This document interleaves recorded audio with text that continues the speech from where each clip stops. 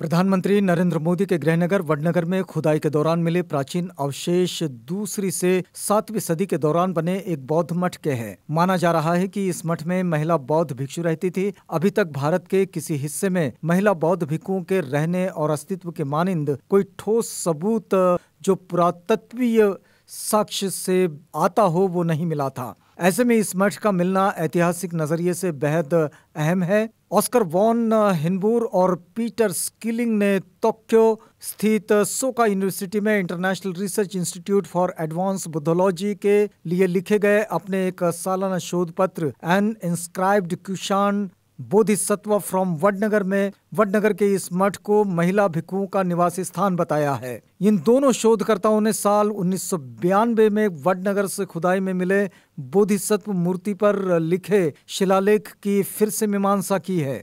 दोनों शोधकर्ताओं का दावा है कि इस शिलालेख पर जो लिखा है स्वामस्थामता की एक महिला भिक्षु द्वारा बोधिसत्व को दिया गया ये उपहार, ये जो स्वामस्थामता जो है ये किसी अज्ञात जगह का नाम है। इस शोध पत्र में आगे कहा गया है कि दूसरी सदी की ये मूर्ति थोड़ी क्षतिग्रस्त स्थिति में है। साल 1992 में एक किसान द्वारा खेत में काम किए जाने के दौरान ये मूर्ति मिली थी। ये मूर्ति उन 5 मूर्तियों में से एक है जो भारत के अलग अलग हिस्सों से मिली है, लेकिन इनमें काफी समानता है। इसका मूल स्थान मथुरा में खोजा गया है। वरिष्ठ पुरातत्ववेत्ता वाईएस रावत को वडनगर शहर और इसकी बौद्ध परंपरा को खंगालने के लिए विशेष ड्यूटी पर यहां नियुक्त किया गया है। उन्होंने कहा कि शिलालेख के नए अर्थ से कई नई संभावनाएं और दृष्टिकोण सामने आए हैं। उन्होंने कहा वडनगर शहर में बौद्ध मठ का मिलना अनोखी बात है। उस समय में बाकी मठ इंसानी आबादी से दूर शांत और वीरान जगह पर बने होते थे। हालांकि इस समय ये कहना बेहद जल्दबाजी होगी कि इस मठ में महिला भिक्षुओं का निवास था।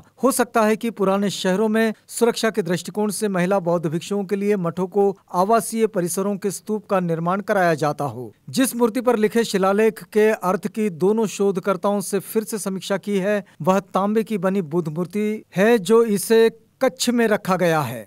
ऐतिहासिक तथ्यों से पता चलता है कि महिलाओं द्वारा महिला भिक्षुओं के लिए दान देना असामान्य बात नहीं थी। वल्लभी के शासक ध्रुवसेन की बहन दद्दा देवी द्वारा 5वीं सदी में कई महिला मठों को दान दिए जाने का संदर्भ मिलता है। माना जाता है कि तथागत गौतम बुद्ध के जीवन व घटनाक्रमों के बारे में पाली भाषा में लिखी गई पुस्तक थेरीगाथा असल में महिला बौद्ध भिक्षुओं द्वारा लिखा गया विश्व का पहला संग्रह है। माना जाता है कि इस संग्रह को लिखने वाली कई महिला भिक्षु गुजरात के तटीय इलाकों में रहती थी।